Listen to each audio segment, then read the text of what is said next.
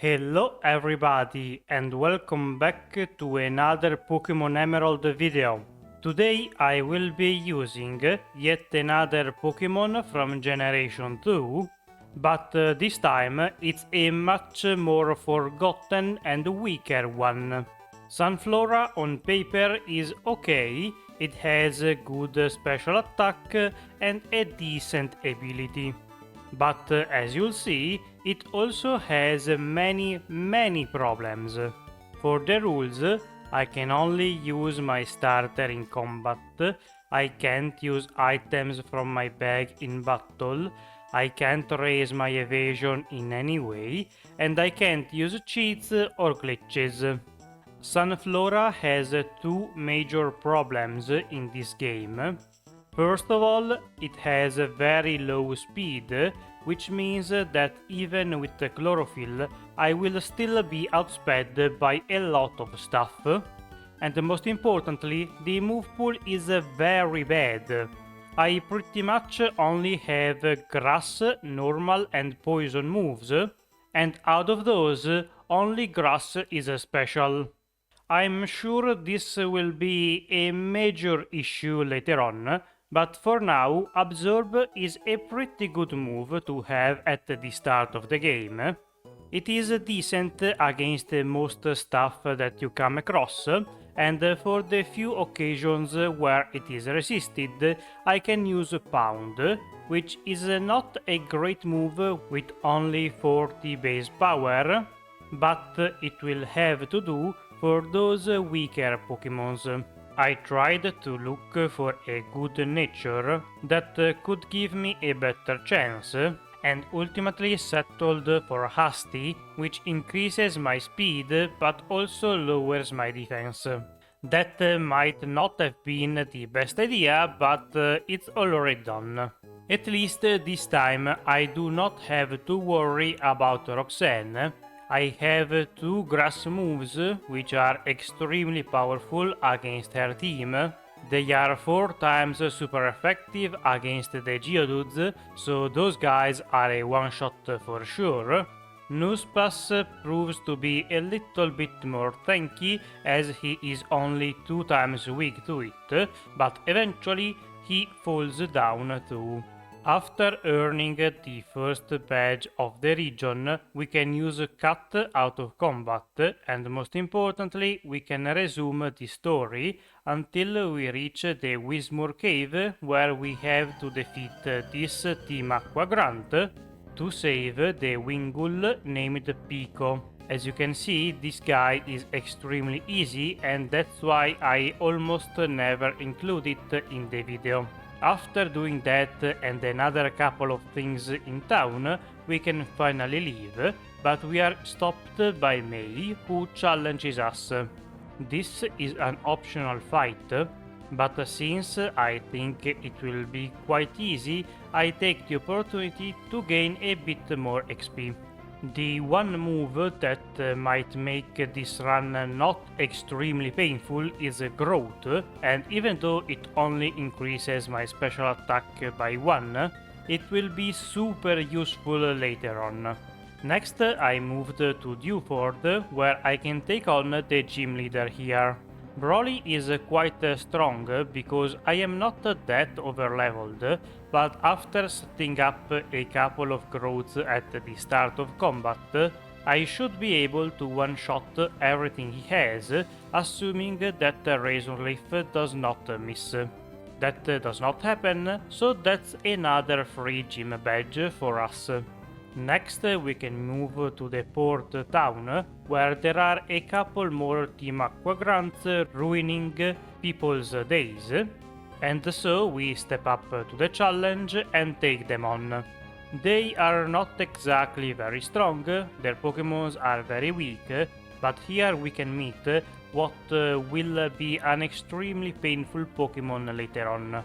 Zubat is nothing to write home about, but when they will have Golbat or Crobat, I think things will be very bad for me. I also skipped on Bullet Seed since it's not that strong of a move and I have better options already. Once we are done with all of this, we can resume the training and eventually meet May again for another challenge. This one is not optional and it's also quite a bit harder. Wingull is a pain with the confusion, since I often end up hitting myself, but I still manage to use a growth, and thanks to that I can just barely defeat Combusken. Even a simple ember deals a lot of damage to me, so that makes me worried for a few fights later on. Anyway, let's focus on the present and take on Watson. This will be an interesting fight, since both of us are not very effective against the other one with our stab moves, but he has a bit of an advantage, since he has the paralysis status on his side, and stuff like Magneton and Manectric have decent normal moves that can deal quite a bit of damage to me if they hit a few times. Fortunately, I did not get fully paralyzed a lot, so the fight was over in one shot and I did not need to reset, even if things looked a bit bad towards the end. After resuming our journey, we can reach the Meteorfall Caves, where we find the teams arguing a bit amongst each other, and eventually we also reach the volcano, where we find Maxi about to blow it up to awaken Groudon. Unironically, Maxi might be a big problem, since his team is quite strong against me in particular. Sure, I can ignore Intimidate with my grass moves, but they are not particularly powerful, so his team is still able to leave them, and most importantly, Zubat 4 times resists them, so that's not really an option. In this encounter, he is still quite weak, so we defeated him at the first attempt. And the same thing happened with Flannery, which I was very surprised about. Since his Numel is not very smart and also does not have the highest special attack, I took the opportunity to set up as many growths as I could against him before going on the offensive. Even though I still only have Absorb, which is not very good with only 20 base power, it is still a good option to use since it allows me to recover quite a bit of HP, and thanks to that I can maybe tank a hit. Even if I was at full HP, I don't think I would be able to leave another hit, but luckily I get a Razor Leaf crit to take out the Torkoal in one shot, and with that we have also earned the Fire Badge. After defeating Flannery in the first attempt, I got quite cocky, and that's maybe why I got absolutely destroyed by our dead Norman. His team defeated me a large number of times, even with Encore, which is the first time that happens, so yay. But really the problem here is twofold. First off, I do not have enough damage to one-shot Spinda, so he can confuse me, and second thing, his Pokémons are quite fast and deal good damage with their normal moves. Eventually I got lucky enough with Confusion, to the point where I did not hit myself, so I could set up a couple of growths, and after a very close call with Slacking, I was able to defeat him in a good number of attacks, because that guy is quite tanky, but in the end the normal badge is ours too. Now we can finally use Surf out of combat, and with that we can explore the other side of the region, where we find the Weather Institute, where there is the Team Aqua Admiral Shelly, who is holding some hostages. Her team does not have any member of the Zubat family, so it is taken care of very easily. The scientists give us Cast Form, which I will only be using later on as a Flash HM slave. Next we are stopped by May for another fight. This one is also kind of dangerous, because Pelipper can be quite a pain with confusion and flying attacks, but fortunately that does not happen. Combustion is also nice since he does not use any fire moves, and after a couple more turns against Lombre, we can manage to defeat Mei 2 without taking almost any damage. In Fortree, I got the hidden power TM and tested it out against the Kecleon. I was hoping for any special type, but unfortunately I got Poison, which is extremely bad, because if I wanted a poison move I could always get Sludge Bomb. And the lack of any other types is going to make one fight later on extremely difficult. Guess in the comments who I am referring to. Anyway, now it's time for the Flying Gym, which should be quite hard, but once again, typing is a bit weird. Anyway, now it's time for the Flying Gym, which should be quite hard for us, but typing is not that impactful this time. Much like with Flannery, even though they have a lot of powerful moves to destroy me, they do not use them that frequently, and that gives me just enough time to set up a bunch of growths. And once I have used that move a good number of times, I can go on the offensive. I also took a bit of a detour before the gym to grab the Giga Drain HM. Even though it only has 60 base power, it is still quite a large improvement over Absorb. The fight still ends up taking many turns because some of their Pokémons are 4 times resistant to grass. That is very bad for me, since even with +6 my damage output is still bad. At the very least, I do not have to worry too much about my HP quite yet, since I can often recover them with Giga Drain, as long as it has any PPs left over. A crit on Altaria seals the deal, and with that we also have the Fly HM. Moving on to the next town, we meet Mei once again. This time she is guarding the entrance to the mall, and I want to defeat her not only to include her in the video, but because I will be using a TM from there later on.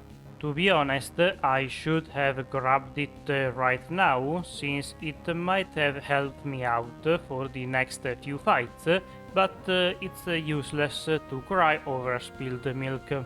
I do not have that much to say about the fight with Mei, it's more of the same really.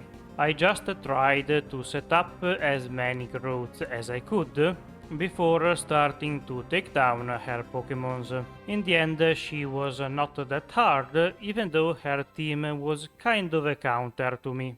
After defeating her, we can go to the Pokémon Tower Cemetery and get the Magma Emblem from the old lady.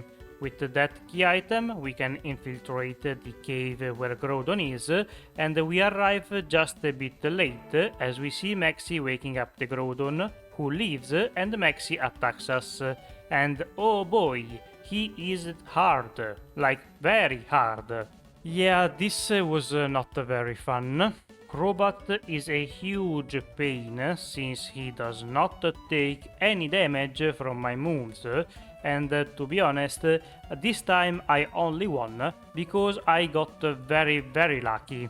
My Tiena used Swagger twice on me, which made me go to +3 physical attack, and without hitting myself a whole lot, I still had enough HP to survive a hit from Crobat and one-shot it with the secret power. Having defeated the Bat Demon, the rest of the team, aka only Camerupt, is much easier as I can just spam Giga Drain until it falls down. Well, let's hope that sort of stuff does not happen again, and even though the next guy we have to fight, another Team Aqua Admiral, also has a Golbat, this one is fortunately much easier to deal with, since I get a lucky paralysis with secret power, which at the very least allows me to outspeed it. A few weakened secret powers later, and that guy is defeated too. Now we have to do some training, as our next fight is going to be against Tate and Liza. I took the time to go out of my way and grab a return for a bit more physical damage, and with that I was almost able to one-shot Xatu. I was hoping to one-shot it since I know that if you don't, they are going to spam a lot of potions on it. Unfortunately, that's exactly what happened, so this was a bit annoying too. At least Claydol was only using Earthquake, which is resisted thanks to my grass typing, so the damage was manageable. In the end, Xatu also got a confusion on me, so yay, very fun. I genuinely thought for a second that I would lose because of it, but fortunately I lived with literally a sliver of HP, and thanks to the sun from Solrock, I was fast enough to use a Giga Drain, recovering just enough HP to survive their next hits. Not going to lie, I was a bit surprised to be able to defeat these guys in the first attempt, and it was extremely close, but hey, a win is a win, and I'll take their badge. After defeating Tate and Liza, we are not done with this island, as we still have to deal with the double fight with Steven against the leaders of Team Magma. I was a bit worried about this one, as there are a lot of Pokémons that are not nice to fight for me. But fortunately, nothing too bad happened. The fight still took a very long time, and it was not super interesting, so let me tell you a couple of interesting facts about sunflowers. Sunflowers are known for their behavior of turning to follow the sun, but surprisingly that does not always happen. Once the sunflower grows older, it stops and eventually only faces towards east. Not sure why east instead of anything else, but he does his thing. Also, they are native to the United States, and it's a bit surprising to see how many crops come from there. Tomatoes also come from the US, and potatoes come from Southern America, which is not US, but still, all of these crops that seem so common to us were unknown just a few hundred years ago. That's a bit weird to think about. Oh, another fun thing, the sunflower is not just one flower, but thousands of them. Anyway, after ranting for a while, we finally managed to defeat all of the Pokémons in these guys' teams, just in time for Metang to fall down, and replaced with Skarmory. After this fight, we are given the Dive HM and can use it to reach the Seafloor Cave, where we meet up with Archie. Unfortunately, he too has a Crobat in his team, but this time I came prepared and went and got a Substitute. That move is going to be extremely important from now on, as it allows me to ignore all of the status and stat dropping moves. Meanwhile, it's going to keep me safe from the most dangerous attacks and allow me to set up a lot of growth in peace. Unfortunately, even at plus 6, 1 Giga Drain is nowhere near enough to one-shot Crobat, but that does not matter as he is unable to hit me any more times. Sharpedo easily outspeeds me, even though I am like 20 levels higher, but you know, that's the life of a 30 base speed Pokemon. Anyway, after that guy is defeated too, the Red Orb activates on its own and awakens Kyogre. From here, you know the story, we have to go awaken Rayquaza so that it can help us defeat the other two legendaries, but surprisingly enough, at least for me, Rayquaza does all the work. Since I played Sapphire first, I was expecting to have to deal with the legendaries myself too, but that did not happen in this game. Once that crisis is averted, we can face the last gym leader. Juan uses water types, so this one should be quite easy for us. I did spend a bit of time setting up in the face of Cilio, who kept spamming Aurora beams on me. This might not seem the best of ideas, but I was preparing to face the Kingdra. I wanted to be sure to one-shot it, since if he manages to set up a lot of double teams, that guy is going to be a problem. My plan works out and I can defeat him in 1 Giga Drain, and with that, the rest of the team is much easier to deal with, and eventually we defeat all of them, earning ourselves the last badge of the region. Now that we are done with that task, we can enter the Victory Road, where we are stopped by Wally, who promptly defeats us. His team is quite strong against Sunflora, leading off with an Altaria who 4 times resists my grass moves, so that's a problem. Fortunately, his damage output is not too high, and I can set up in his face.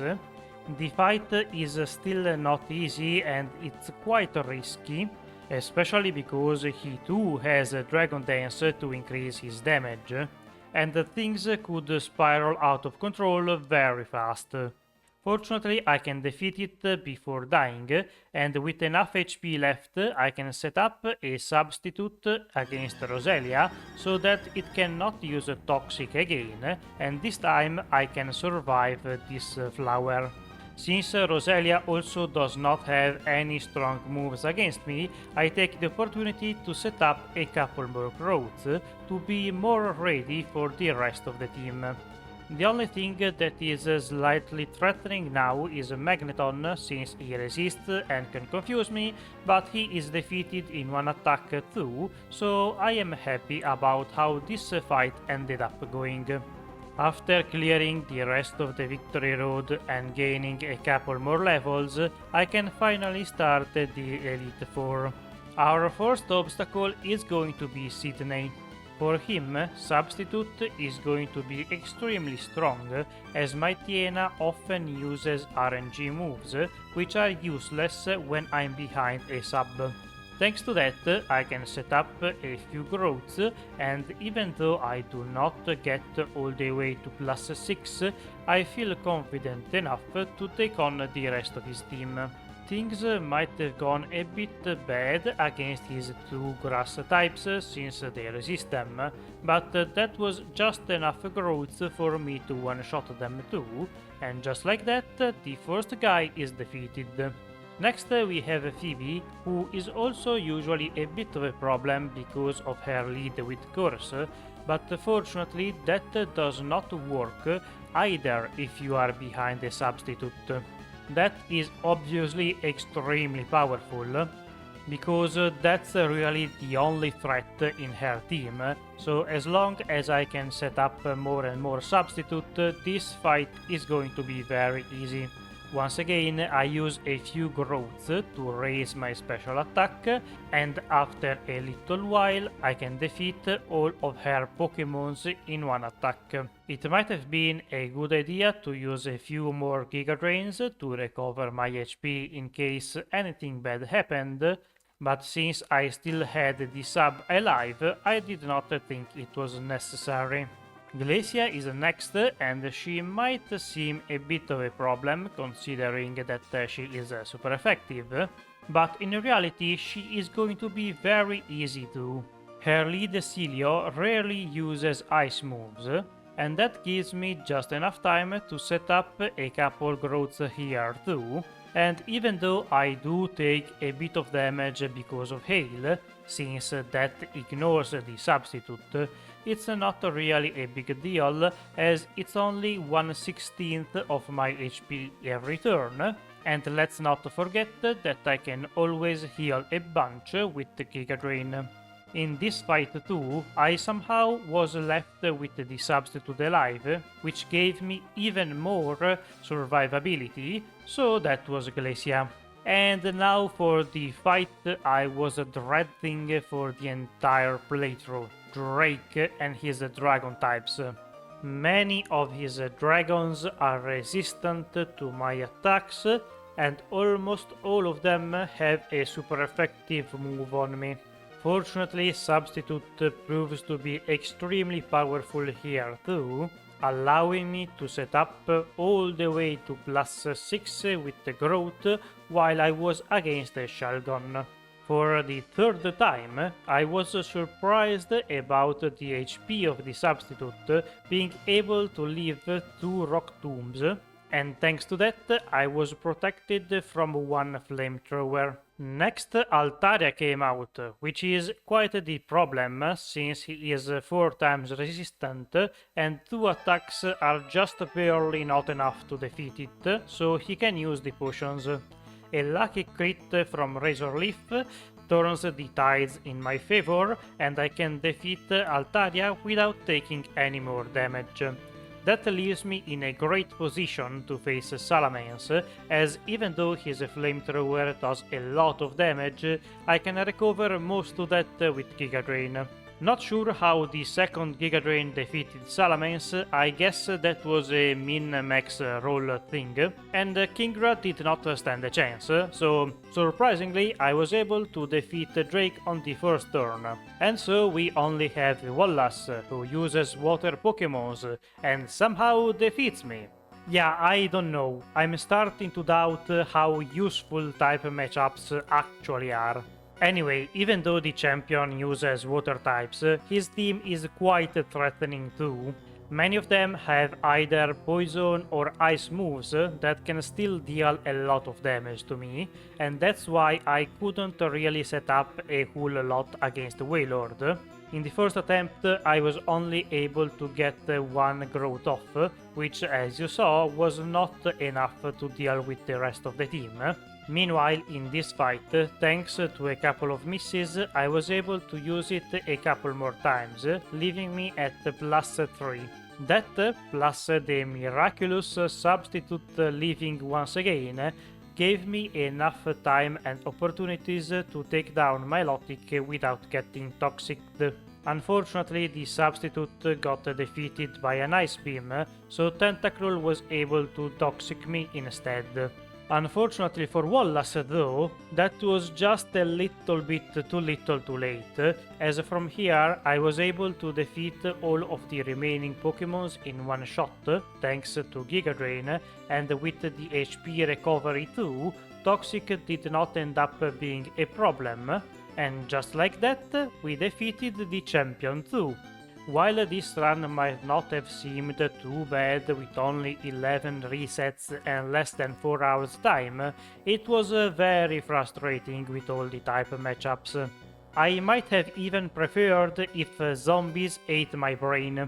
Thank you for watching. If you enjoyed the video, leave a like, subscribe, ring the bell, share it with a friend, and all of that YouTube stuff. It helps out a lot. If you have any feedback or video ideas, leave them down in the comments. I'll be sure to answer all of them. See you next week. Bye!